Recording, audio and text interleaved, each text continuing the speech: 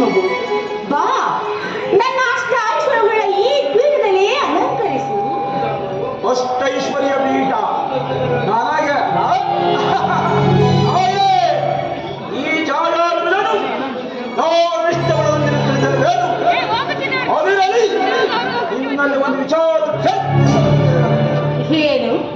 ನನ್ನಲ್ಲಿ ಒಂದು ವಿಚಾರ ಕೇಳಲು ಬಂದಿರುವೆಯಾ? ಹೌದು ತಾಯೇ. ಏನು ಬೇಕು? ಪದವಿ ಬೇಕು, ಐಶ್ವರ್ಯ ಬೇಕು, ಏನು ಬೇಕು ಕೇಳು. ಈ ಮಹಾಲಕ್ಷ್ಮಿ ಕೊಡಲು ಸಿದ್ಧರಾಗಿರುವಳು. ಅದಾವುದ ಅವಶ್ಯಕತೆ ತಾಯೇ? ಅದರ ಭಕ್ತಿಗೆ ಭಂಗ ಬಂದಿರುವುದು ಏನು?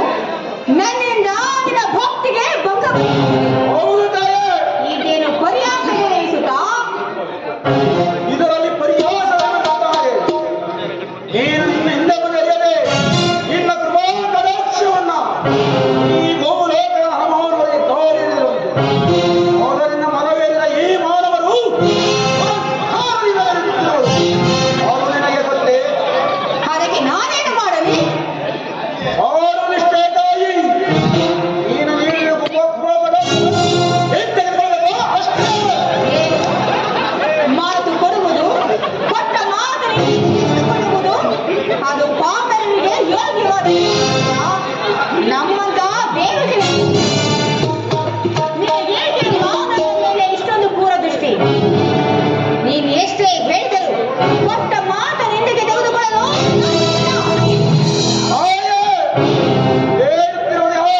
ಗೋಚರವಿದ್ದೀರಿ.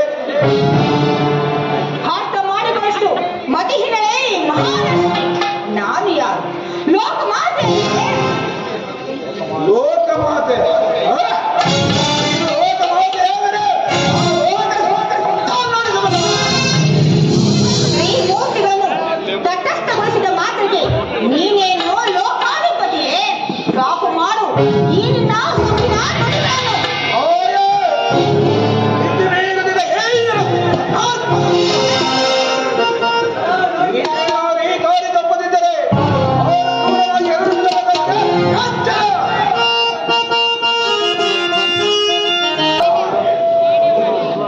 ನಾನು ಸಮುದ್ರ ರಾಜನ ಮಹಾವಿಷ್ಣುವಿನ ಗಾಂಧಿನಿ. ನನಗಿಂತಲೂ ಮುಂಗೋಪಿಯಾಗಿ ಏನೋ ತಿಳಿದಿರುವುದು.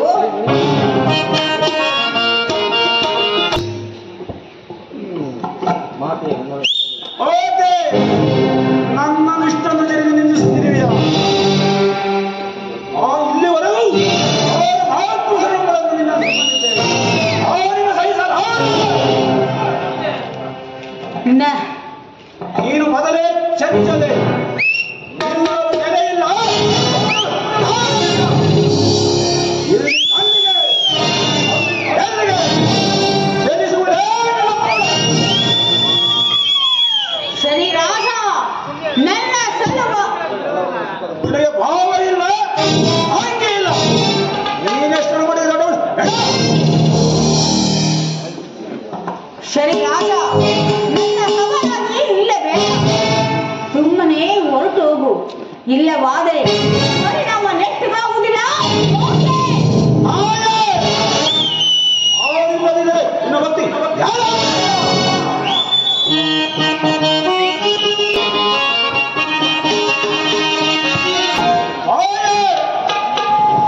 ನಿನ್ನ ಶಕ್ತಿಯು ನನ್ನಲ್ಲಿ ಅಡಕವಾಗಿರುವ ಶನಿ ರಾಜ ರಾಜಮೂರನಂತೆ ಬೇಡ. ಈ ಮಹಾಲಕ್ಷ್ಮಿ ಇಲ್ಲದಿದ್ದರೆ ಈ ರಾಜ್ಯದಲ್ಲಿ ಯಾವ ಶುಭ ಕಾರ್ಯಗಳು ನಡೆಯುತ್ತಿಲ್ಲ. ಅದರಿಂದ ನಿನಗಿಂತಲೂ ನಾನೇ ದೊಡ್ಡ. ಈ ಸೂರ್ಯಪುತ್ರ ಶನೇಶ್ವರನೇ ಇಲ್ಲ, ಈ ಮಹಾಲಕ್ಷ್ಮಿ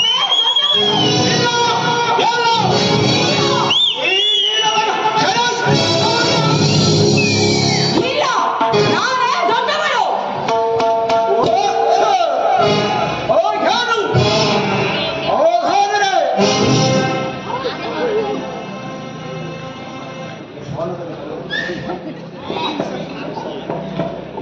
ಓ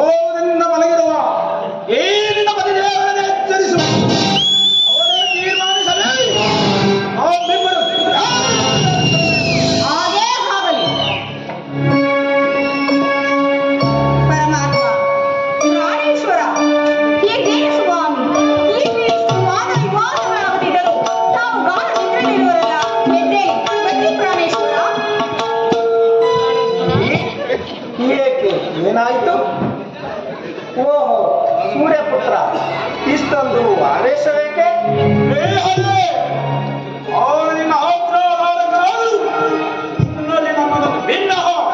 ವಿಚಾರವೇನು ಸೂರ್ಯಪುತ್ರ? ಈ ಹೊತ್ತಿನಲ್ಲಿ ಅಕ್ಕರವು ಅವರ ಈ ಮಾತು ಎಷ್ಟು ವಿಧವಾಗಿ ಹೇಳಿದರು ಅವರ ಸವಾಲಾಗಿರುತ್ತಿರುವ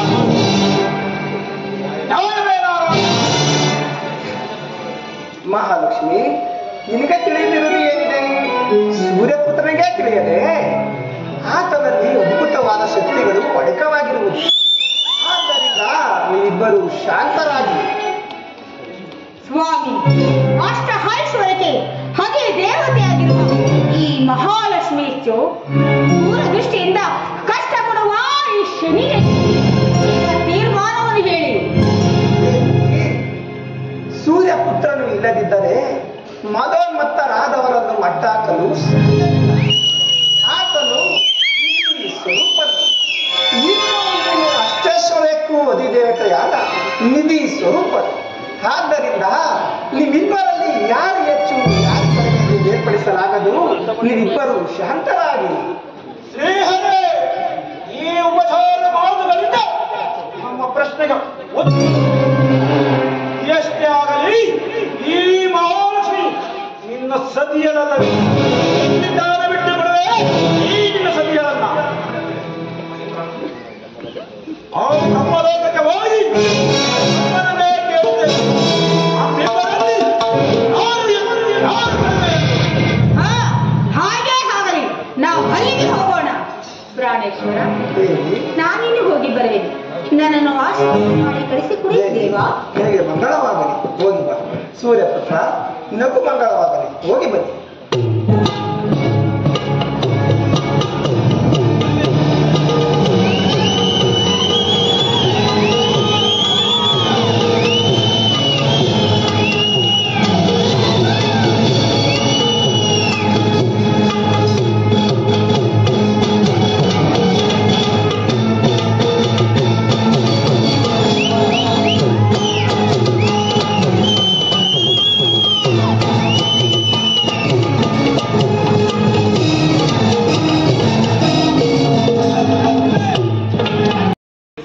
ಸರಸ್ವತಿ, ಸ್ವಾಮಿ, ಎಂಥ ವಿಚಿತ್ರ ನೋಡಿದೆಯಾ? ಏನಾದ್ರು ಸ್ವಾಮಿ?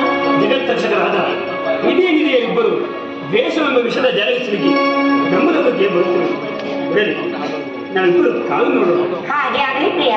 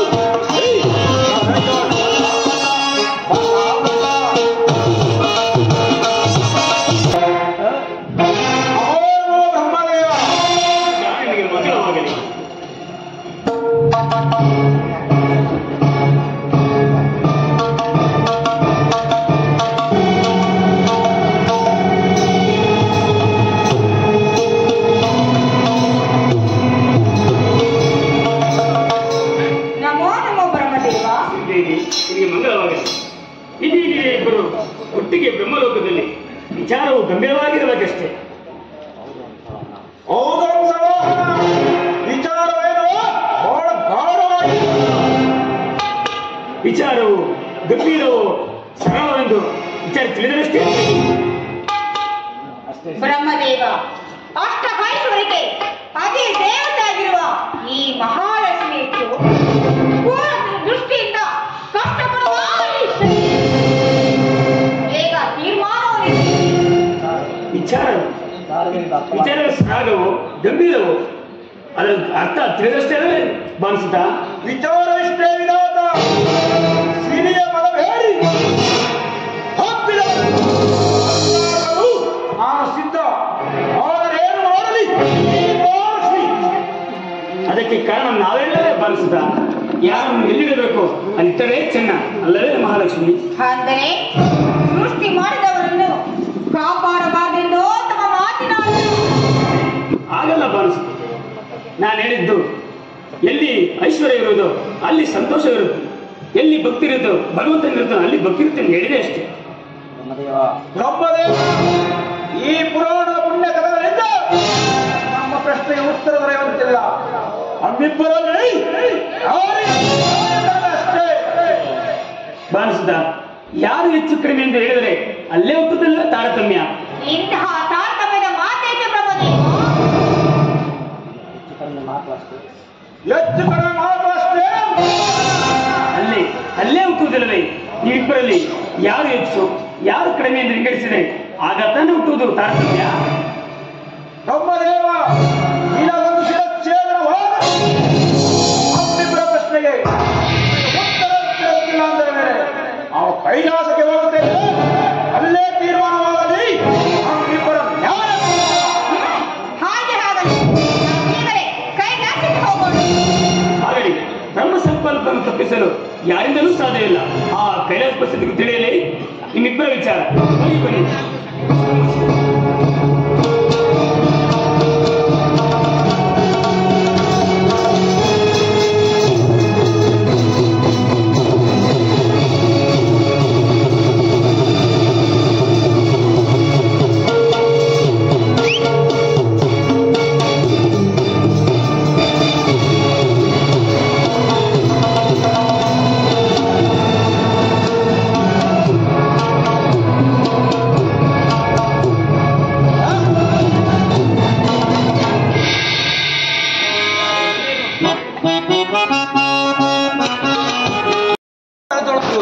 ಅದಕ್ಕಾಗಿ ನಡೆದನು ವಿಧಿಸರೂಪನಾದ ಶನಿರಾಜನನ್ನು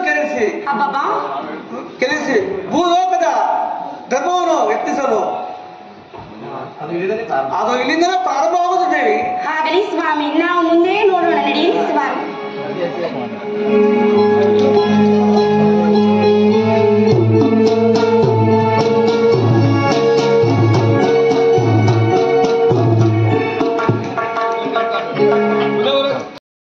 ಎಂಬ ಭ್ರಮೆಯಿಂದ ನಮ್ಮ ಕೈಲಾಸಕ್ಕೆ ಬರುತ್ತೆ ನೋಡು. ನಾವು ಏನು ಅರಿಯದಂತೆ ತಟಸ್ಥರಾಗಿ ಕುಳಿತು ವೀಕ್ಷಣ ಪಾರ್ವತಿ. ಹಾಗೆ ಆಗಲಿ ಸ್ವಾಮಿ.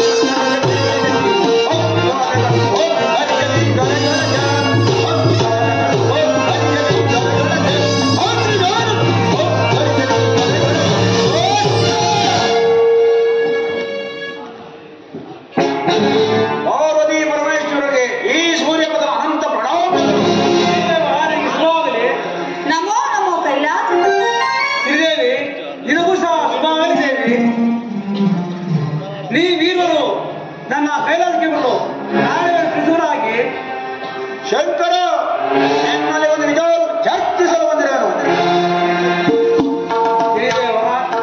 ಒಬ್ಬ ವಿಚಾರವೇ ಎಂಬುದು ಹೇಳಿದೆ ಉತ್ತರ ಪ್ರಶ್ನೆಯಾದ ಉತ್ತರವನ್ನು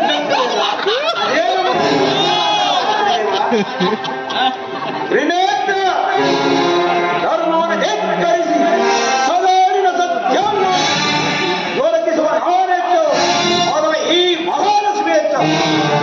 ಒಬ್ಬ ಶ್ರೀದೇವ ನೀನು ಪರಮೇಶ್ವರ ಆತ್ಮ ಐಶ್ವರ್ಯಕ್ಕೆ ಅದೇ ದೇವತೆ ಆಗಿರುವ ಈ ಮಹಾಲಕ್ಷ್ಮಿ ಕ್ರೂರ ದೃಷ್ಟಿಯಿಂದ ಕಷ್ಟ ಕೊಡುವ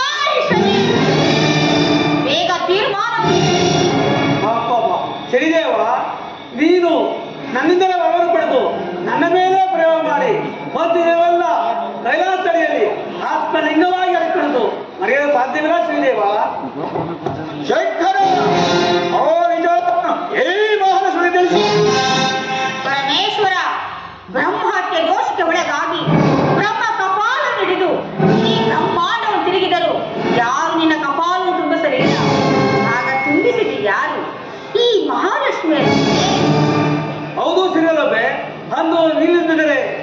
ಶಾಪ ವಿಮೋಚನೆ ಆಗ್ತದಲ್ಲ. ಅದನ್ನು ಈಶನಿಗೆ ಹೇಳು. ಹೇಳುವುದಾದರೆ ನೀವಿರುವುದು ಸರಿಸಮಾನರು. ನಿಮಗೆ ಈ ಕನ್ನಡವರ ಈಶ ಈ ಉಪಚಾರದ ಮಾತುಗಳಿಂದ ನಮ್ಮ ಪ್ರಶ್ನೆಗೆ ಉತ್ತರ ದೊರೆಯುತ್ತಿಲ್ಲ. ಏನು ಈ ಜಗತ್ತಿನಲ್ಲಿ ಯಾರು ದೊಡ್ಡವರು ಶ್ರೀದೇವ? ಹೇಳುವುದಾದರೆ ನೀವಿರುವುದು ಸರಿಸಮಾನರೇ. ನಿಮಗೆ ಈ ಕನ್ನಡವರ ಯಾರು? ಗೊತ್ತಿದ್ಯಾರು?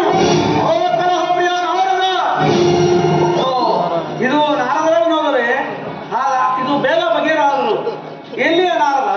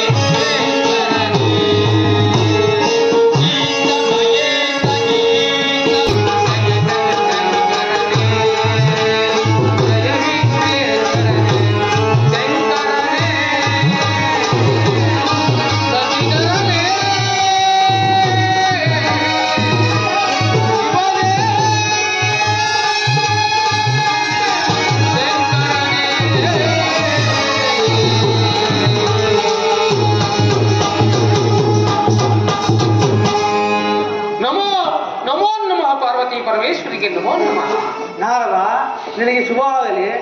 ನಾರದ ಲೋಕ ಸಂಚಾರ ಮಾಡಿಕೊಂಡು ದೇವತೆಗಳಿಗೆ ಶುಭ ವಾರ್ತೆಯನ್ನು ತಿಳಿಸುವೆಂದರೆ ಒಂದಲ್ಲ ಒಂದು ಕಲಾವತ್ತು ದೊಡ್ಡಿ ತಮಾಷೆ ಮಾಡ್ತಿರುವೆಲ್ಲ.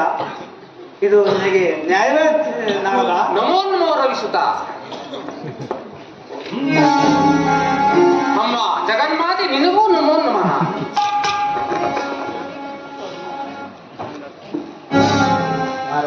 ನಾರದ ಲೋಕ ಸಂಚಾರ ಮಾಡಿಕೊಂಡು ದೇವತೆಗಳಿಗೆ ಶುಭ ವಾರ್ತೆಯನ್ನು ತಿಳಿಸುವೆಂದರೆ ಒಂದಲ್ಲ ಒಂದು ಕಲಾಪದೊಡ್ಡಿ ತಮಾಷೆ ಮಾಡ್ತಿರುವೆಲ್ಲ. ನೋಡು, ನಿನ್ನಿಂದ ವಿಧಿ ನಿಧಿಯರು ಹೇಗಾಗಿದ್ದಾರೆ. ಇದನ್ನು ಬಗೆಹರಿಸುವವರು ಹೇಗೆ ನಾರದ? ಮಹಾದೇವ ಮಹಾದೇವ, ಇದರಲ್ಲಿ ನನ್ನ ಅಪರಾಧವೇನಿಲ್ಲ ಪರಮಾತ್ಮ. ಧರ್ಮದೇವನಿಗೆ ನೆಲೆ ಇಲ್ಲವೆಂಬುದನ್ನು ಆ ಪರಮಾತ್ಮನಲ್ಲಿ ಕೇಳಿಕೊಂಡೆ. ಆದರೆ ಈ ರೀತಿ ಗೊಂದಲಕ್ಕೀಡಾಗುವುದು ನಾನು ಭಾವಿಸಲಿಲ್ಲ ಪರಮಾತ್ಮ. ನಾರದ ಈ ವಿಧಿಯರ ನ್ಯಾಯ ತೀರ್ಮಾನವನ್ನು ಬಗೆಹರಿಸುವವರೇ ಹೇಗೆ ನಾರದ? ಮಹಾದೇವ ಮಹಾದೇವ, ಇವರ ನ್ಯಾಯವು ಎಲ್ಲಿ ಪ್ರಾರಂಭವಾಯಿತು ಅಲ್ಲೇ ತೀರ್ಮಾನವಾಗಬೇಕು ಪರಮಾತ್ಮ. ನೀರು ಹೊರ ನೋಡಿ ನಿನಗೆ ಇಷ್ಟೊಂದು ತಿರಸ್ಕಾರವೇ? ನಮ್ಮಗಳ ನ್ಯಾಯ ತೀರ್ಮಾನ ಮಾಡು. ತ್ರಿಮೂರ್ತಿಗಳ ಗಡಗಡ ನಡು ಭೂಲೋಕ ಪರಮಾಣುವಿಂದ ನಮ್ಮ ನ್ಯಾಯ ತೀರ್ಮಾನ. ನಿನಗೇನು ಪಿತ್ತನತ್ತಿಗೆ ಇರುತ್ತಾನೆ? ಮಹಾದೇವ ಮಹಾದೇವ, ಶನಿದೇವ, ನಿಮ್ಮ ನ್ಯಾಯ ತೀರ್ಮಾನವಾಗಬೇಕೋ ಬೇಡವೋ? ಆಗಲೇಬೇಕು. ಹಾಗಾದರೆ ನಿಮ್ಮ ನ್ಯಾಯ ತೀರ್ಮಾನ ಭೂಲೋಕದಲ್ಲಿ ದೇವೇಂದ್ರ ವರಪ್ರಸಾದ ಜನಿಸಿರುವ ಆ ಮಹಾಂದಾತನಿಂದ ಮಾತ್ರ ಸಾಧ್ಯ. ಮಹಾಂದಾತ ಭೂಲೋಕದ ನಮ್ಮಗಳ ನ್ಯಾಯ ತೀರ್ಮಾನ ಮಾಡವನೆ. ಅವರದ ಇದರಲ್ಲಿ ನಿನ್ನ ಕುತಂತ್ರವೇನಾದರಿದೆಯೇ? ಮಹಾದೇವ ಮಹಾದೇವ, ಇದರಲ್ಲಿ ನನ್ನ ತಂತ್ರ ಕುತಂತ್ರ ಯಾವುದಿಲ್ಲ. ನಾರದ ಇನ್ನು ತಡಬೇಕೆ? ಭೂಲೋಕಕ್ಕೆ ಹೋಗಿ ಭೂಲೋಕದ ಮಾಂಡವದನವನಿಗೆ ಹೋಗಿ ವಿಧಿ ನಿಧಿರ ನ್ಯಾಯವನ್ನು ಬಗೆಹರಿಸಿ ಬರುವ ನಾವು. ಹಾಗೆ ಶಂಕರ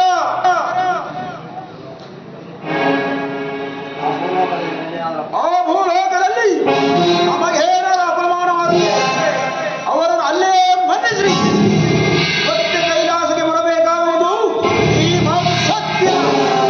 ಶ್ರೀದೇವ, ನೀನು ನನ್ನ ಅಪೇಕ್ಷಿಸಿದ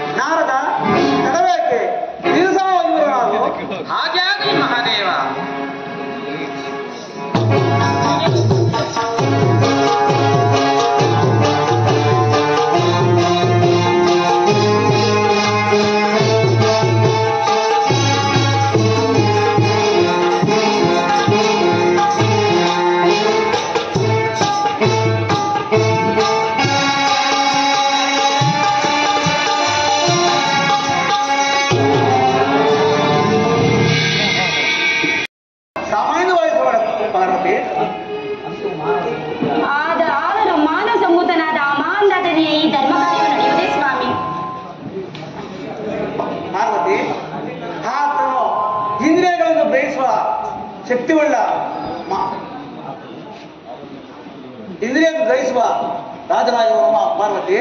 ಆದ್ದರಿಂದ ಧರ್ಮವು ನೆಲೆಯಾಗಿ ಭೂಲೋಕದಲ್ಲೂ ಸಹ ಸತ್ಯವಂತರಾಗುವ ನಿದರ್ಶನವೇ ಇದೇ ಪಾರ್ವತಿಯೇ. ಮುಂದಿನ ಆಟವನ್ನು ನಾವು ಇಲ್ಲೇ ಕುಳಿತು ವೀಕ್ಷೋಣ ಪಾರ್ವತಿ. ಹಾಗೆ ಆಗ್ಲಿ ಸ್ವಾಮಿ. ಕರೆದವರು ಯಾರು? ಸೂರ್ಯಪುತ್ರ ಶನೇಶ್ವರ ಪರಮಾತ್ಮ ಭಕ್ತ ಪ್ರಾಧೀನ ದೀರ್ಘದೇವೋ ವಿಶಾಲಾಕ್ಷ ಶಿವ ಪ್ರಿಯಂ ಕಾಲಚಕ್ರಾಯ ಕಾಕರೋಡಂ ಕರುಣಾ ಸಿಂಧುವೇ ನಮಸ್ತೆ ಛಾಯಾತ್ಮಜಂ ನಮಸ್ತೆ ನಿರ್ವಿಕಾರನಿರಂ ನಮಸ್ತೆ ವಿಘ್ನೇಶ್ವರಂ.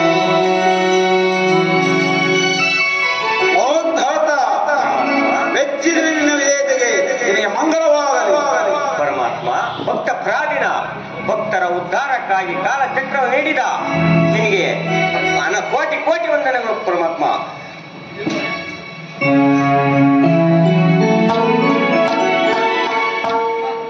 ಮಹಾದಾತ ಯಾರು? ಅಮ್ಮ ಜಗನ್ಮಾತೆ ಜಗದ್ರಕ್ಷಕೆ ಆದಿಮಾಯಿ ನಾರಾಯಣನು ಸಿಂಕುಚಕ್ರ ಕದಾಸ್ತೆ ಅಂತರೂಪ ಪ್ರಸ್ತುತೆ ಪದ್ಮಪ್ರಿಯೇ ಪದ್ಮಪೀಠಸ್ಥೆ ಪದ್ಮನಾಭ ಪ್ರಿಯವಲ್ಲದೆ ಸಿಂಕುಚಕ್ರ ಕದಾಸ್ತೆ ತುಳಸಿಗಳಸ್ತೆ ನಮಸ್ತೆ ನಮಸ್ತೆ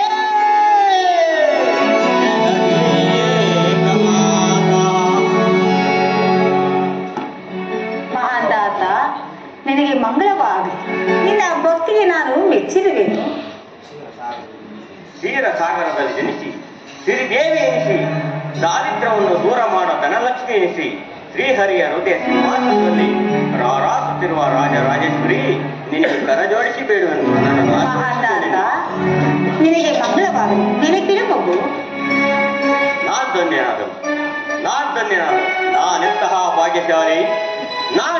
ಭಾಗ್ಯಶಾಲಿ. ನಾನು ಜನ್ಮಿಸಿದ್ದಕ್ಕೂ ಸಾರ್ಥಕವಾಯಿತು. ನನ್ನ ರಾಜ್ಯವು ಪುನೀತವಾಯಿತು. ನನ್ನ ಪ್ರಜೆಗಳೆಲ್ಲರೂ ಧನ್ಯರಾದರು. ಜಗದಾದಿ ದೇವತೆಗಳಲ್ಲಿ ಅಂಶವನ್ನೆಲ್ಲ ಪಡೆದ ಸಿರಿದೇವರು, ಜಗದಾದಿ ದೇವತೆಗಳಲ್ಲಿ ಶ್ರೇಷ್ಠ ಎನಿಸಿರುವ ಸಿರಿದೇವಿಯು ಈವರು ಏಕಕಾಲದಲ್ಲಿ ನನ್ನ ಸಮಸ್ಕಾರಕ್ಕೆ ಆಗಮಿಸಿ ಮಾಡಿದರೆ ಯಾವುದೋ ಪೂರ್ವಾಜಿತ ಪುಣ್ಯವೇ ಹೊರತು ಬೇರೊಂದಿರಲಾರದು. ಆದರೂ ಈಳುವರು ನನ್ನ ತಪಸ್ಥಾನಕ್ಕೆ ಆಗಮಿಸಲು ಮಾಡಿದರೆ ವಿಚಾರ ಎಂಬುದು ತಿಳಿದುಕೊಳ್ಳಬಹುದೇ? ಮಹಾದಾತ ನಮಗೊಂದು ಕಷ್ಟಕರವಾದ ಸಮಸ್ಯೆ ಬಂದಿರುವುದು. ಅದನ್ನು ಬಗೆಹರಿಸಿಕೊಳ್ಳಲು ನಾವು ನಿನ್ನಲ್ಲಿಗೆ ಬಂದಿರುವುದು. ತಾಯಿ, ನಾನು ಪಾಮರ. ದೇವತೆಗಳಾದ ನಿಮ್ಮ ಸಮಸ್ಯೆಯನ್ನು ನಾನು ಬಗೆಹರಿಸಲು ಯೋಗ್ಯನಲ್ಲ ತಾಯಿ. ಸತ್ಯ ನ್ಯಾಯಮೂರ್ತಿಯಾದ ನಿನಗೆ ಆ ಯೋಗ್ಯತೆಯು ಹೊಂದಿರದೆ ಅಪಚಾರವಲ್ಲ ಸದಾಚಾರವನ್ನು ಕಳಿಸಿರುವಾಗ ಹೇಗೆ ನಮ್ಮ ನ್ಯಾಯ ತೀರ್ಮಾನವನ್ನು ಮಾಡಿದರೆ ಉನ್ನತವಾದ ಪರಿವು ಸಿಗುವುದು. ಉನ್ನತವಾದ ಕೀರ್ತಿ ಸಿಗುವುದೆಂಬ ಭಾವನೆಯಿಂದ ದೇವತೆಗಳಾದ ನಿಮ್ಮ ಸಮಸ್ಯೆಯನ್ನು ಬಗೆಹರಿಸಲು ನಾನು ಯೋಗ್ಯನೆಲ್ಲ ಪರಮಾತ್ಮ. ಮಹಾದಾತ ಅಷ್ಟ ಐಶ್ವರ್ಯಕ್ಕೆ ಅದೇ ದೇವತೆ ಆಗಿರುವ ಈ ಮಹಾಲಕ್ಷ್ಮಿ ಹೆಚ್ಚು, ಕ್ರೂರ ದೃಷ್ಟಿಯಿಂದ ಕಷ್ಟಪಡುವ ಈ ಶನಿ ಹೆಚ್ಚು. ತೀರ್ಮಾನವನ್ನು ಹೇಳು. ಕೂಡದು ತಾಯಿ, ಕೂಡದು. ಈ ಕಾರ್ಯ ನನ್ನಿಂದಾಗದು ತಾಯಿ. ದೇವತೆಗಳಾದ ನಾವೇ ನಿನಗೆ ಬಂದು ನಮ್ಮಗಳ ಧ್ಯಾನ ತೀರ್ಮಾನವನ್ನು ಮಾಡು ಎಂದು ಕೇಳಿದರೆ ಮಹಾದಾತ ಈ ಶನಿಯ ಹಾರ್ಮಣೆಗೆ ಹೆದರಬೇಡ. ಬೇಗ ತೀರ್ಮಾನ ಹೇಳು. ಯಾರು ಹೆಚ್ಚು ಯಾರು? ಕೂಡದು ತಾಯಿ, ಕೂಡದು. ನನ್ನಿಂದಾಗದು ತಾಯಿ. ಊಹೋಕದಲ್ಲಿ ನಮ್ಮ ನ್ಯಾಯ ಎಂದಿಗೂ ತೀರ್ಮಾನ ಈಗ ನಾನು ಒಪ್ಪಿಕೋ. ಇಲ್ಲ, ಈ ಮಹಾಲಕ್ಷ್ಮಿಯೇ ದೊಡ್ಡವಳು. ಎಂದಿಗೂ ಸಾಧ್ಯವಿಲ್ಲ. ಈ ಭೂಲೋಕದಲ್ಲಿ ಈ ಸೌರ್ಯವನ್ನು ಇಲ್ಲ, ಶ್ರೀಮನ್ನಾರಾಯಣ ಧರ್ಮಪತ್ನಿಯಾದ ಈ ಮಹಾಲಕ್ಷ್ಮಿಯೇ ದೊಡ್ಡವಳು. ನಿನ್ನ ಆಜ್ಞೆಯಂತೆ ಅವು ಈ ಭೂಲೋಕಕ್ಕೆ ಬಂದರೆ ಈ ಭೂಲೋಕದಲ್ಲಿ ನಮಗೆ ಅಪಮಾನವಾಗುತ್ತಿದೆ. ಅವರನ್ನು ಅಲ್ಲೇ ಬಂಧಿಸಿ ಮತ್ತೆ ಕೈಲಾಸಕ್ಕೆ ಬರುತ್ತಿದ್ದೇವೆ. ಪರಮಾತ್ಮ, ಜಗನ್ಮಾತೆ, ಏಕೆ ಏಕೆ ಇಷ್ಟೊಂದು ಹಾಕಿಕೊಳ್ಳುವಿರಾ? ನಿಮಗೆ ನನ್ನಿಂದಲೇ ನ್ಯಾಯ ತೀರ್ಮಾನವಾದ ದೈವ ಸಂಕಲ್ಪವಿದ್ದರೆ ಅದು ಮೀರಿ ನಡೆಯಲು ಸಾಧ್ಯವೇ? ಆಗಲಿ ತಾಯಿ, ಆಗಲಿ ತಂದೆ. ನನಗೆ ಒಂದು ದಿವಸ ಕಾಲಾವಕಾಶ ಕೊಟ್ಟರೆ ನಿಮ್ಮಗಳ ನ್ಯಾಯ ತೀರ್ಮಾನ ನಾನು ಮಾಡುತ್ತೇನೆ. ಏನು, ಒಂದು ದಿನ ಕಾಲಾವಕಾಶ ಬೇಕೇ? ಹೌದು ತಾಯಿ. ಆಗಲಿ.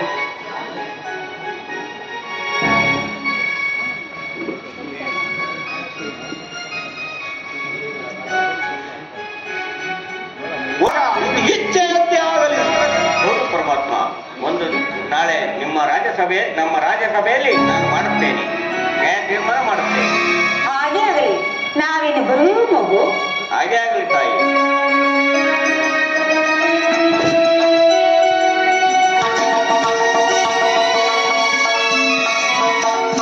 ಯಾರಲ್ಲಿ ನಮ್ಮ ಮಹಾಮಂತ್ರಿಗಳನ್ನು ಬರಮಾಡಿ. ಮಹಾಮಂತ್ರಿಗಳೇ, ನಿನಗೆ ಮಂಗಳವಾಗಲಿ. ಮಹಾಮಂತ್ರಿಗಳೇ, ಪ್ರಭು, ಈ ದಿವಸ ನಾನು ರಾಜ್ಯ ಕಾರ್ಯದಲ್ಲಿ ನಿರತನಾಗಿರುವ ವೇಳೆಯಲ್ಲಿ ವಿಧಿನಿಧಿಯರು ಏಕಕಾಲದಲ್ಲಿ ನನ್ನಲ್ಲಿ ಬಂದಿದ್ದರು. ಮಂತ್ರಿಗಳೇ, ಹೌದೇನು ಮಹಾಪ್ರಭು? ನಮ್ಮ ಸಭಾಸ್ಥಾನಕ್ಕೆ ವಿಧಿದರು ಬಂದರಿಂದ ಮೇಲೆ ಇದರಲ್ಲಿ ಯಾವುದೋ ಸಂಶಯವಿರಬೇಕು. ಅಥವಾ ನವಗ್ರಹಗಳ ಬಂದವರು ನಮ್ಮಲ್ಲಿ ಯಾರು ಹೆಚ್ಚು ಯಾರು ಕಡಿಮೆ ನೀನೇ ನ್ಯಾಯ ತೀರ್ಮಾನ ಮಾಡಬೇಕೆಂದು ಹೇಳಿದರು. ಅದಕ್ಕೆ ನಾಳೆ ಬನ್ನಿ ನಿಮ್ಮ ಪ್ರಶ್ನೆಗೆ ಉತ್ತರ ಕೊಡುತ್ತೇನೆ ಎಂದು ಹೇಳಿ ಕಳಿಸಿದೆ ಮಂತ್ರಿಗಳೇ. ಈ ನಿರಂತರವಾದ ಸಮಸ್ಯೆ ಹಾಗೇ ಉಳಿದಿದೆ ಮಂತ್ರಿಗಳೇ, ಹಾಗೇ ಉಳಿದಿದೆ. ಚಿಂತಿಸಬೇಡಿ ಮಹಾಪ್ರಭು, ಚಿಂತಿಸಬೇಡಿ. ನಮಗೆ ಬಂದಿರೋ ಕಷ್ಟದಲ್ಲಿ ಕ್ರೂರ ಸೃಷ್ಟಿಗಳ ಕಾಟವೋ ಅಥವಾ ನವಗ್ರಹಗಳ ಕಾಟವೋ ಒಂದೂ ತಿಳಿಯದು. ಆದ್ದರಿಂದ ತಾವೊಂದು ಸಾರಿ ನವಗ್ರಹಗಳ ಪೂಜೆಯನ್ನು ಕೈಗೊಂಡರೆ ನಮಗೆ ಬಂದಿರುವ ಲೋಪದವು ಸ್ವಲ್ಪವಾದರೂ ಕಮ್ಮಿ ಆಗಬಹುದು. ಹಾಗೆ ಆಗಲಿ ಮಂತ್ರಿಗಳೇ. ಸಮಯಕ್ಕೆ ತಕ್ಕ ಸಲಹೆ. ಈ ದಿವಸವೇ ಎಲ್ಲ ದೇವಾಲಯಗಳಲ್ಲಿ ಪೂಜಾ ಕೈಕರ್ಯಗಳು ನಡೆಯಲಿ ಹಾಗೂ ನಮ್ಮ ಕುಲಗುರುಗಳಾದ ಉಪಮನಿ ಮಾಸ್ಟರನ್ನು ಸಭಾಸ್ಥಾನಕ್ಕೆ ಬರಮಾಡಿ. ಅಪ್ಪಣೆ. ಯಾರಲ್ಲಿ ಮಾರ್ಷನ್ ಬರಮಾಡಿ.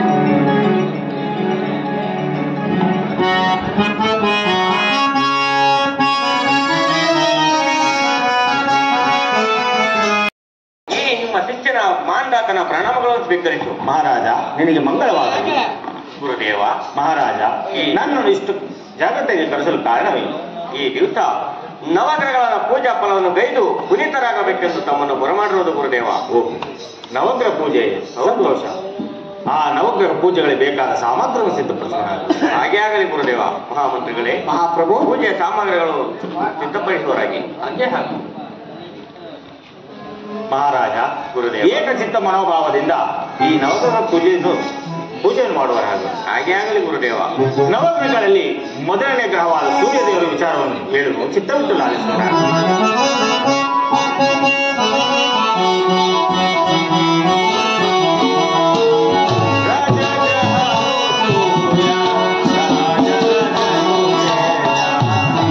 ಸೂರ್ಯದೇವರು ಬಹಳ ಶಿಶು. ಅವರಿಗೆ ದಯಾ ವಿನಯ ಭಕ್ತಿಯಿಂದ ಪೂಜಿಸಿದೆ ಆದರೆ ಸಕಲ ವೈಭವ ಕೊಟ್ಟು ಕಾಪಾಡುವ ರಾಜೇಂದ್ರ. ಗುರುದೇವ, ಆ ಸೂರ್ಯದೇವರ ವಿಚಾರವನ್ನು ಕೇಳಿ ನನ್ನ ಮನಸ್ಸಿಗೆ ಬಹಳ ಸಂತೋಷವಾಯಿತು. ಆ ಸೂರ್ಯದೇವರಿಗೆ ಫಲ ಪುಷ್ಪಾದಿಗಳಿಂದ ನೀವು ಪೂಜೆ ಮಾಡುವರಾಗಿ ನಾವು ಸಹ ಪೂಜೆ ಮಾಡುತ್ತೇವೆ. ಗ್ರಹವಾದ ಚಂದ್ರದೇವರ ವಿಚಾರವನ್ನು ಹೇಳಿದ್ರು ಚಿತ್ತವಿಟ್ಟು ಲಾಲಿಸುವರಾಗಿ. ಹಾಗೆ ಆಗಲಿ ಗುರುದೇವ. ಮಹಾಪ್ರಭು, ಗುರುದೇವ. ಆ ಎರಡನೇ ಗ್ರಹವಾದ ಚಂದ್ರದೇವರು ಬಹಳ ಶ್ರೇಷ್ಠ. ಅವರು ಹಕ್ಕಿ ಎಂಬ ಧಾನ್ಯವನ್ನು ಪೂಜೆಯನ್ನು ಮಾಡಿದ್ದೆ ಆದರೆ ಸಕಲ ವೈಭವ ಕೊಟ್ಟು ಕಾಪಾಡುವ ರಾಜೇಂದ್ರ. ಗುರುದೇವ, ಆ ಚಂದ್ರದೇವರ ವಿಚಾರವನ್ನು ಕೇಳಿ ನನ್ನ ಮನಸ್ಸಿಗೆ ಬಹಳ ಸಂತೋಷವಾಯಿತು. ಆ ಚಂದ್ರದೇವರಿಗೆ ಫಲ ಪುಷ್ಪಾದಿಗಳಿಂದ ನೀವು ಪೂಜೆಯನ್ನು ಆಗಬಹುದು ರಾಜೇಂದ್ರ. ನಾವು ಪೂಜೆಯನ್ನು ಮಾಡುತ್ತೇವೆ. ವಿಚಾರವನ್ನು ತಿಳಿಸುವರಾಗಿ ಗುರುದೇವ. ಮಹಾರಾಜ, ಮೂರನೇ ಗ್ರಹವಾದ ಮಂಗಳ ದೇವರ ವಿಚಾರವನ್ನು ಚಿತ್ತವಿಟ್ಟು ಲಾಲಿಸುವರಾಗಿ. ಮಹಾರಾಜ, ಗುರುದೇವ. ಆ ಮೂರನೇ ಗ್ರಹವಾದ ಮಂಗಳ ದೇವನಿಗೆ 3 ಹೆಸರುಗಳು: ಮಂಗಳ, ಅಂಗಾರಕ, ಕುಜ. ಮಂಗಳನಾಗಿ ಬಂದರೆ ಎಲ್ಲ ಮಂಗಳವ ಸರ್ವಮಂಗಳ ಉಂಟು ಮಾಡೋನು. ಕುಜನಾಗಿ ಬಂದರೆ ನಿನ್ನ ಎಲ್ಲ ಒಂದು ಅಶುಭ ಕಾರ್ಯಗಳನ್ನು ಮಾಡಿಸುವನು. ನಿನ್ನ ಅಂಗಾರಕನಾಗಿ ಬಂದರೆ ನಿನ್ನ ಮೈ ಅಂಗಾಂಗಗಳನ್ನೆಲ್ಲ ನಿರ್ಬಲ ಮಾಡುವನು. ಆದ್ದರಿಂದ ಈ ಮಂಗಳ ದೇವನಿಗೆ ನಯ ವಿನಯ ಭಕ್ತಿಯಿಂದ ಪೂಜಿಸಿದೆ ಆದರೆ ಸಕಲ ವೈಭವ ಕೊಟ್ಟು ಕಾಪಾಡೋಣ ರಾಜೇಂದ್ರ. ಗುರುದೇವ, ಆ ಮಂಗಳ ದೇವರ ವಿಚಾರವನ್ನು ಕೇಳಿ ನನ್ನ ಮನಸ್ಸಿಗೆ ಬಹಳ ಸಂತೋಷವಾಯಿತು. ಆ ಮಂಗಳ ದೇವರಿಗೆ ಫಲ ಪುಷ್ಪಾದಿಗಳಿಂದ ನೀವು ಸಹ ಪೂಜೆ ಮಾಡುವರಾಗಿ ನಾವು ನಾಲ್ಕನೇ ಗ್ರಹವಾದ ಬುಧದೇವರ ವಿಚಾರವು ಚಿತ್ತವಿಡಿಸವಾಗಿ. ಆ ಪ್ರಭು ಗುರುದೇವ, ಆ ನಾಲ್ಕನೇ ಗ್ರಹವಾದ ಬುಧದೇವರು ಬಹಳ ಶ್ರೇಷ್ಠರು. ಅವರನ್ನು ಯಾರು ನಯ ವಿನಯದಿಂದ ಭಕ್ತಿಯಿಂದ ಪೂಜಿಸಿದರೆ ಅವರಿಗೆ ಸಕಲ ವೈಭವ ಕೊಟ್ಟು ಕಾಪಾಡೋಣ ರಾಜೇಂದ್ರ. ಗುರುದೇವ, ಮುಂದಿನ ಗ್ರಹ ರಾಜ ತಿಳಿಸುವರಾಗಿ. ಐದನೇ ಗ್ರಹವಾದ ಗುರುದೇವರ ವಿಚಾರವನ್ನು ಚಿತ್ತವಿಟ್ಟು ಲಾಲಿಸುವರಾಗಿ. ಮಹಾರಾಜ, ಗುರುದೇವ, ಆ ಐದನೇ ಗ್ರಹವಾದ ಗುರುದೇವರು ಬಹಳ ಶ್ರೇಷ್ಠರು. ಅವರಿಗೆ ನಯ ವಿನಯ ಭಕ್ತಿಯಿಂದ ಪೂಜಿಸಿದ್ದೆ ಆದರೆ ಸಕಲ ವೈಭವ ಕೊಟ್ಟು ಕಾಪಾಡೋಣ ರಾಜೇಂದ್ರ. ಗುರುದೇವ, ಆ ಗುರುದೇವ ಗುರುದೇವ ಆ ಆರನೇ ಗ್ರಹವಾದ ಶುಕ್ರದೇವರ ವಿಚಾರವನ್ನು ಚಿತ್ತವಿಟ್ಟು ಲಾಲಿಸುವರಾಗಿ. ಮಹಾರಾಜ, ಗುರುದೇವ, ಆ ಆರನೇ ಗ್ರಹವಾದ ಶುಕ್ರದೇವರು ಬಹಳ ಶ್ರೇಷ್ಠರು. ಅವರಿಗೆ ರಾಕ್ಷಸರಿಗಲ್ಲ ಗುರು. ಅವರನ್ನು ನಯ ವಿನಯ ಭಕ್ತಿಯಿಂದ ಪೂಜಿಸಿದ್ದೆ ಆದರೆ ಸಕಲ ಸೌಭಾಗ್ಯ ಕೊಟ್ಟು ಕಾಪಾಡೋಣ ರಾಜೇಂದ್ರ. ಗುರುದೇವ, ಆ ಶುಕ್ರದೇವ ರಾಜ, ಗುರುದೇವ, ಆ ಸಪ್ತಮ ಗ್ರಹವಾದ ಶನಿದೇವರ ವಿಚಾರವನ್ನು ಚಿತ್ತವಿಟ್ಟು ಲಾಲಿಸುವರಾಗಿ. ಮಹಾರಾಜ, ಗುರುದೇವ, ಆ ಸಪ್ತಮ ಗ್ರಹವಾದ ಶನಿದೇವರು ಬಹಳ ಶ್ರೇಷ್ಠರು. ಅವರಿಗೆ ಕಪ್ಪು ವಸ್ತ್ರ ಕಪ್ಪು ಎಳ್ಳನ್ನು ಇಟ್ಟು ಭಕ್ತಿಯಿಂದ ಪೂಜಿಸಿದ್ದೆ ಆದರೆ ನಿನಗೆಲ್ಲ ಬಂದಿರೋ ಕಷ್ಟಗಳನ್ನು ನಿರ್ನಾಮ ಮಾಡುವನು ರಾಜೇಂದ್ರ. ಗುರುದೇವ, ಆ ಮಹಾರಾಜ, ಗುರುದೇವ, ಆ 8 ಮತ್ತು 9ನೇ ಗ್ರಹವಾದ ರಾಹು ಕೇತುಗಳ ವಿಚಾರವನ್ನು ಚಿತ್ತವಿಟ್ಟು ಲಾಲಿಸುವನಾಗು. ಮಹಾರಾಜ, ಗುರುದೇವ, ಆ 8 ಮತ್ತು 9ನೇ ಗ್ರಹವಾದ ರಾಹು ಕೇತುಗಳಿಗೆ ಉದ್ದು ಮತ್ತು ಉರುಳಿ ಎಂಬ ಧಾನ್ಯವನ್ನು ಇಟ್ಟು ಅವರನ್ನ ಭಕ್ತಿಯಿಂದ ಪೂಜಿಸಿದೆ ಆದರೆ ಸಕಲ ಸೌಭಾಗ್ಯವನ್ನು ಕೊಟ್ಟು ಕಾಪಾಡುವ ರಾಜೇಂದ್ರ. ಗುರುದೇವ, ಆ ರಾಮನಿಗೆ ಈ ಮಾಂದಾತನ ಪ್ರಣಾಮಗಳು. ಮಹಂತಾತ ನಿನಗೆ ಮಂಗಳವಾಗಲಿ ಮೇಲೆ ಪೂಜ್ಯರೇ, ಈ ಪೀಠವನ್ನು ಅಲಂಕರಿಸಿ. ಹಾಗೆ ಆಗಲಿ ಮಹಂತಾತ. ಹೀಗೆ ಬನ್ನಿ ಪೂಜೆ.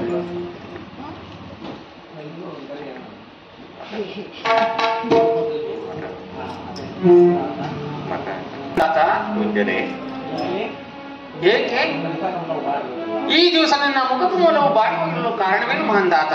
ಪೂಜ್ಯರೇ, ಪೂಜ್ಯರೇ, ನಿನ್ನೆ ದಿವಸ ನಾನು ರಾಜ್ಯಕಾರದಲ್ಲಿ ಉದ್ಯೋಗಗಳಲ್ಲಿ ನಿವೃತ್ತನಾಗಿರುವ ವೇಳೆಯಲ್ಲಿ ವಿಧಿನಿಧಿಯರು ಏಕಕಾಲದಲ್ಲಿ ನನ್ನಲ್ಲಿ ಬಂದಿದ್ದರು. ಪೂಜ್ಯರೇ, ಬಂದವರು ನಮ್ಮಲ್ಲಿ ಯಾರು ಹೆಚ್ಚು ಯಾರು ಕಡಿಮೆ ನೀನೇ ನ್ಯಾಯ ತೀರ್ಮಾನ ಮಾಡಬೇಕೆಂದು ಕೇಳಿದರು. ಅದಕ್ಕೆ ನಾಳೆ ಬನ್ನಿ, ನಿಮ್ಮ ಪ್ರಶ್ನೆಗೆ ಉತ್ತರ ಕೊಡುತ್ತೇನೆಂದು ಹೇಳಿ ಕಳಿಸಿದೆ. ಪೂಜ್ಯರೇ, ಈ ನಿರಂತರವಾದ ಸಮಸ್ಯೆ ಹಾಗೆ ಉಳಿದಿದೆ. ಪೂಜ್ಯರೇ, ದಿಕ್ಕೇ ತೋಚದಂತಾಗಿದೆ. ಪೂಜ್ಯರೇ, ದಿಕ್ಕೇ ತೋಚದಂತಾಗಿದೆ. ಮಹಂತಾತ, ಇದು ನಿರುತ್ತರವಾದ ಪ್ರಶ್ನೆ ಅಲ್ಲ, ನಿತ್ಯ ಸದುತ್ತರ ಪ್ರಶ್ನೆಯಾಗಿದೆ ಮಹಂತಾತ.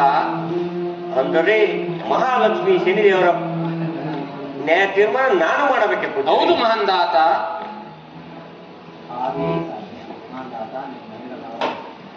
ನೀನು ಮಹೇಂದ್ರ ವರಪ್ರಸಾದ ಆತನು, ನ್ಯಾಯ ನೀತಿ ಸತ್ಯವುಳ್ಳವನು. ಆದ್ದರಿಂದ ಸಕಲ ದೇವತೆಗಳು ಸಹ ಲೋಕಗಳು ಸುತ್ತಿ ಬಂದರೂ ಸಹ ಅವರ ಪ್ರಶ್ನೆಗೆ ಉತ್ತರ ದೊರಕಲಿಲ್ಲ. ಅದಕ್ಕೆ ನೀನೇ ಕಾರಣನಾಗಿರುವೆ ಮಹಂತಾತ. ಪೂಜ್ಯರೇ, ಅಜರಾಮರದ ಕೀರ್ತಿಗೋಸ್ಕರ ಆ ದೇವತೆಗಳ ನ್ಯಾಯ ತೀರ್ಮಾನ ಮಾಡಲು ನಾನು ಯೋಗ್ಯನೆಲ್ಲ ಎಂಬುದೇ ನನ್ನ ಭಾವನೆ. ಪೂಜ್ಯರೇ, ಮಹಂತಾತ, ಅಂದು ದೇವತೆಗಳಿಗೆ ಮಾತು ಕೊಡುವಾಗ ಯೋಚನೆ ಮಾಡಬಾರದು ಮಹಂತಾತ. ಈಗ ಅವರು ಏನಂದುಕೊಂಡಾರು ಹೇಳು? ಈಗ ನಾನು ಏನು ಮಾಡಲಿ ಮಹಂತಾತ? ಸ್ವಲ್ಪ ಆಲೋಚಿಸಿ ನೋಡು, ನಿನ್ನ ಪ್ರಶ್ನೆಗೆ ಉತ್ತರ ದೊರಕುತ್ತದೆ ಮಹಂತಾತ. ಇದಕ್ಕೆ ತಾವೇ ಮಾರ್ಗದರ್ಶನ ನೀಡಬೇಕೆಂದು ಬೇಡಿಕೊಳ್ಳುತ್ತೇವೆ ಪೂಜ್ಯರೇ. ಮಹಂತಾತ, ನೀನು ವಿಶ್ವಕರ್ಮ ಪರಬ್ರಹ್ಮನನ್ನು ಧ್ಯಾನಿಸಿ ಆತನಿಂದ 2 ಪೀಠಗಳನ್ನು ಮಾಡಿಸಿ, ಒಂದು ಸುವರ್ಣದ ಪೀಠ, ಒಂದು ಕಬ್ಬಿಣದ ಪೀಠವನ್ನು ಮಾಡಿಸಿ ಇಲ್ಲೇ ಆಸುಪಾಸಿನಲ್ಲಿ ಇರಿಸಿ, ಅವುಗಳ ಮೇಲೆ ಒಂದೇ ತರಹದ ರತ್ನಕಂಬಗಳನ್ನು ಹೊದಿಸಿ ಇಲ್ಲೇ ಆಸುಪಾಸಿನಲ್ಲಿ ಇರಿಸು. ಅವರು ಬಂದಾಗ ಅವರವರು ಆರಿಸಿಕೊಂಡ ಪೀಠಗಳಲ್ಲಿ ಅವರವರ ನ್ಯಾಯ ತೀರ್ಮಾನವನ್ನು ಮಹಂತಾತ. ಹಾಗೆ ಆಗಲಿ ಪೂಜ್ಯರೇ. ಮಹಂತಾತ, ದೇವತೆಗಳ ಬರೋ ವೇಳೆ ಆಯಿತು. ನೀನು ಈಗಲೇ ಸಕಲ ಸಿದ್ಧತೆಗಳನ್ನು ಮಾಡಿಕೊಂಡನಾಗು ಮಹಂತಾತ. ಸಿದ್ಧತೆಗೊಳಿಸುವ ಬಗೆಗೆ ಪೂಜ್ಯರೇ. ಮಹಂತಾತ, ನಾನು ಬಂದು ಬಹಳ ವೇಳೆ ಆಯಿತು, ನಾನು ಹೋಗಿ ಬರುತ್ತೇನೆ. ನಾನು ಹೋಗಿ ಬರುವನಾಗಿ ಪೂಜ್ಯರೇ. ಪ್ರಭು, ನಾರದರ ಸಲಹೆಯಂತೆ ವಿಶ್ವಕರ್ಮ ಪರಬ್ರಹ್ಮನನ್ನು ಧ್ಯಾನಿಸೋಣ. ಹಾಗೆ ಆಗಲಿ.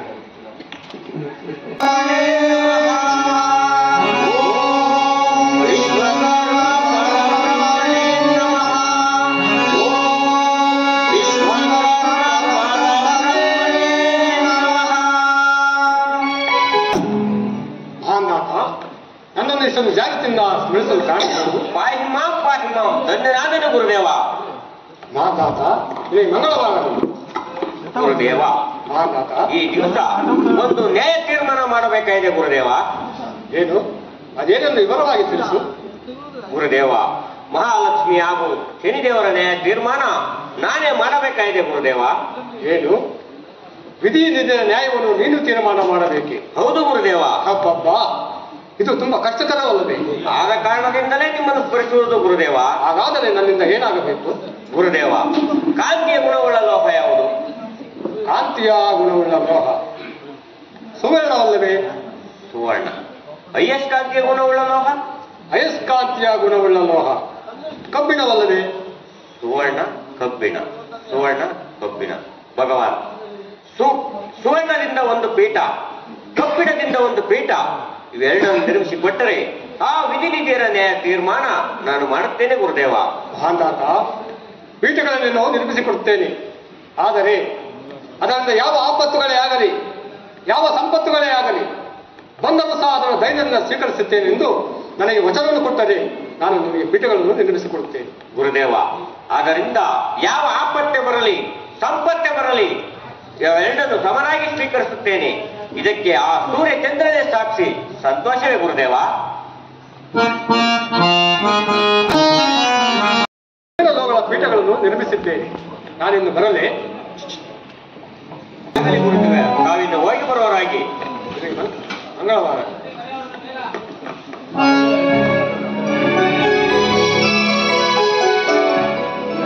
ಪೀಠಗಳ ಮೇಲೆ ಒಂದೇ ವಿಧವಾದ ರಕ್ತ ಕಂಬಳಿ ಒತ್ತಿ ಸಿದ್ಧಪಡಿಸುವವರಾಗಿ. ಹಾಗೇ ಆಗಲಿ.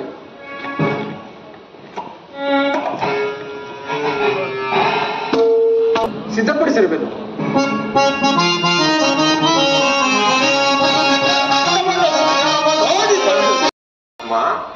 ಚತುರ್ದಶ ಭುವನ ಬ್ರಹ್ಮಾಂಡಗಳಲ್ಲಿ ಅಖಂಡ ಕೀರ್ತಿಯನ್ನು ಪಡೆದು ಭಕ್ತರ ಉದ್ಧಾರಕ್ಕಾಗಿ ಕಾಲ ಚಕ್ರವನ್ನು ನೀಡಿದ ಭಕ್ತ ಪರಾಧೀನ ನಿನಗೆ ಅನಂತ ಅನಂತ ಪ್ರಣಾಮಗಳು ರವಿಸುತ್ತಾ. ಮಂಗಳವಾಗಲಿ.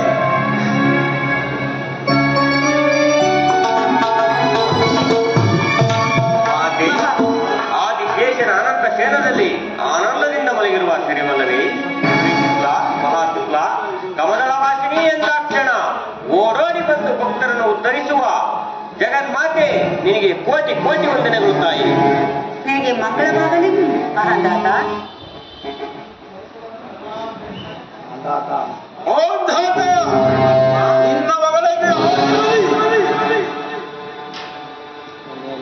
ನಿನ್ನೆ ದಿವಸ ನಿನ್ನ ರಾಜಸ್ಥಾನದಲ್ಲಿ ನಮ್ಮಗಳ ನ್ಯಾಯ ತೀರ್ಮಾನ ಮಾಡಲು ಕೇಳಿದರೆ ನಾಳೆ ಬನ್ನಿ ನಿಮ್ಮ ನ್ಯಾಯ ತೀರ್ಮಾನ ಮಾಡುವುದಿಲ್ಲ.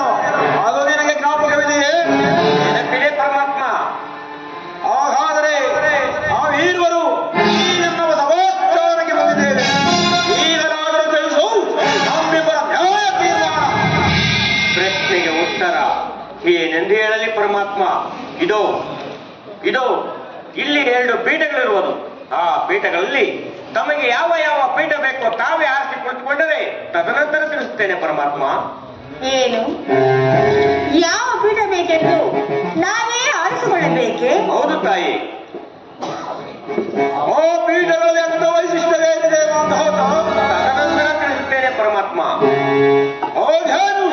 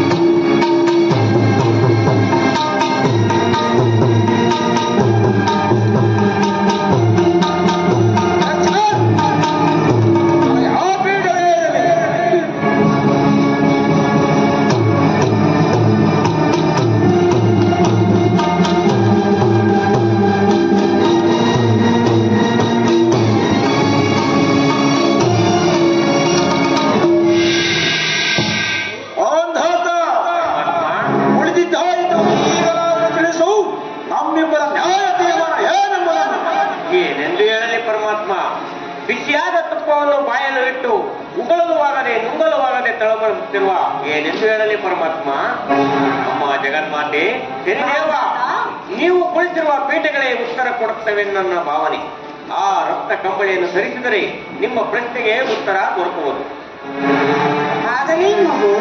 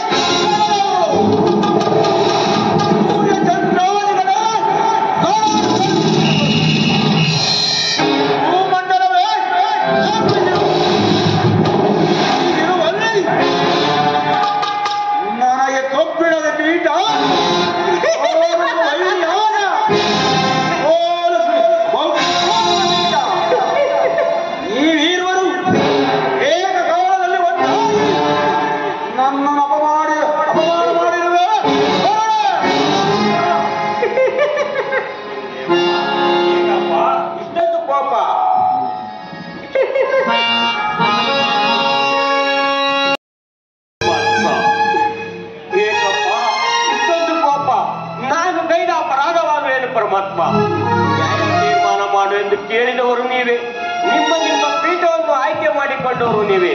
ಇದಕ್ಕಿಷ್ಟೊಂದು ಕುಪಿತರಾಗಿ ಕ್ಷಮಿಸುತ್ತೀಯ ಪರಮಾತ್ಮ? ಕ್ಷಮಿಸುವುದು ಸರಿಯಲ್ಲ ಪರಮಾತ್ಮ. ಇದರ ಪ್ರತಿಫಲವನ್ನು ಅನುಭವಿಸಬೇಕು ಪರಮಾತ್ಮ. ಆ ಪ್ರಭು ಶಾಂತರಾಗಿ ಜಯ ಮದಂಗ ಈ ನರೆಯೊಳಗೆ ನನ್ನನ್ನು ಕೆಡಕಿ ಇಲ್ಲ, ಅದರಲ್ಲಿಯೂ ನೀನು ನನ್ನ ಎದುರಾಗಿ ಎದುರಿಸಿರುವೆ. ಈ ಪೀಠಗಳಲ್ಲಿ ವ್ಯತ್ಯಾಸ ಮಾಡುವರಾರು ಏನೂ ಮಾಡಿಲ್ಲ ಪರಮಾತ್ಮ.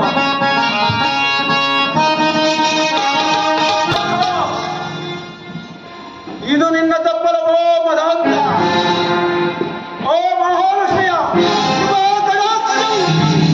ಸದಾ ಮೇಲಿರುವುದೆಂದು ಆರುರಾಯರ ಗಂಡ ಮೂರುರಾಯರ ಕಂಡ ಈ ಬಿರುದು ನಿನಗೆ ಶಾಶ್ವತವಲ್ಲವೋ ಮದಾಂತ? ಪರಮಾತ್ಮ, ಈ ಅದ್ಭುತವಾದ ಶಕ್ತಿಗಳನ್ನೆಲ್ಲ ಸಂಪೂರ್ಣವಾಗಿ ನಾಶ ಮಾಡಿ ನಿನ್ನ ಬಾಯಿಂದಲೇ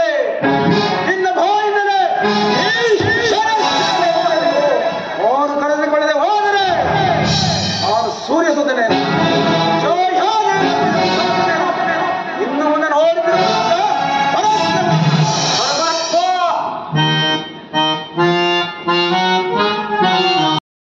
ನಾನು ಗೈದ ಅಪರಾಧವೇನು ಪರಮಾತ್ಮ? ಆ ಪೀಠವೇನು ತನಗೆ ಸಿಗುವುದೆಂದು ನಾನು ಭಾವಿಸುವ ತಂದೆ, ನನ್ನನ್ನು ಕ್ಷಮಿಸು ಪರಮಾತ್ಮ, ಕ್ಷಮಿಸು. ನೋರಗೆ ಕಬ್ಬಿಣದ ಪೀಠ ಓ ನನ್ನ ವೈದ್ಯ ಮಹಾಲಕ್ಷ್ಮಿಗೆ ಸುವರ್ಣದ ಪೀಠ. ಇದರ ಪ್ರತಿ ಈ ಜಗದೊಳಗೆ ನನ್ನ ಪ್ರಭಾವದಲ್ಲಿ ಶಾಂತನಾಗು ಪರಮಾತ್ಮ, ಶಾಂತನಾಗು. ಇಷ್ಟೊಂದು ಕೋಪ, ನಾನು ಗೈದ ಅಪರಾಧವಾಗುವೇನು ಪರಮಾತ್ಮ? ಈ ಪೀಠವೇ ತಮಗೆ ಸಿಗುವುದೆಂದು ಚಕ್ರವರ್ತಿಯಾಗಿ ಸಿಂಹಾಸನದ ಮೇಲೆ ಕುಳಿತು ಯಾವ ಲೋಪವಿಲ್ಲದಂತೆ ನನ್ನ ಕರ್ತವ್ಯವನ್ನು ಮಾಡಿದ್ದೇನೆ. ಇದಕ್ಕೆ ಮಹಾ ಅಪರಾಧ ಎಂದು ಭಾವಿಸಿ ಕುಪಿತರಾದರೆ ಕಾರಣ ನಾನಲ್ಲ ತಂದೆ.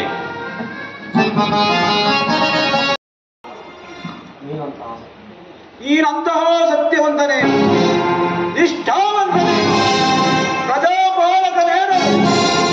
ಅದು ಅಲ್ಲದೆ ನಾನು ಪಡುವ ಕಷ್ಟವನ್ನು ಅನುಭವಿಸಲು ಸಿದ್ಧವಿರಬೇಕು. ನೀ ಅದೆಂತಹ ಕಷ್ಟನೇ ಕೊಡುವೆಯೋ ನಾನು ಓರ್ವನೆ ಅನುಭವಿಸಲು ಸಿದ್ಧವಿದ್ದೇನೆ. ಪರಮಾತ್ಮ ನೀನು ಬೀರುವ ಮಾಯ ಗಾಳಿಯನ್ನು ನನ್ನ ಸತ್ಯದಿಂದಲೇ ಜಯಿಸಿದ್ದೇನೆ. ಇದಕ್ಕೆ ನಿನ್ನ ಪಾದವೇ ಸಾಕು. ಈ ಧರ್ಮದ ನುಡಿಗಳು ಬರಲಿ ಎಂದು ನಾನು ನಿನ್ನ ಇಷ್ಟು ದಿನ ಕಾದಿದ್ದು. ಈಗ ಕೇಳು ನನ್ನ ಶಬ್ದ ಏನು? ಪರಮಾತ್ಮ, ದೇವತೆಗಳು ನಿನ್ನನ್ನು ರಕ್ಷಿಸಿದರೆ ಸರಿ. ನಿನ್ನ ಸತ್ಯ ಧರ್ಮಗಳು ಶಾಶ್ವತವಾಗಿ ನಿನ್ನ ಉದ್ಧಾರ ಮಾಡಿದರು. ಆ ಮಹಾಲಕ್ಷ್ಮಿಯ ಕೃಪಾ ಕಟಾಕ್ಷವು ಸದಾ ನಿನ್ನ ಬೆಂಗಳಲ್ಲಿ ಈ ಎಲ್ಲ ಶಕ್ತಿಗಳನ್ನೆಲ್ಲ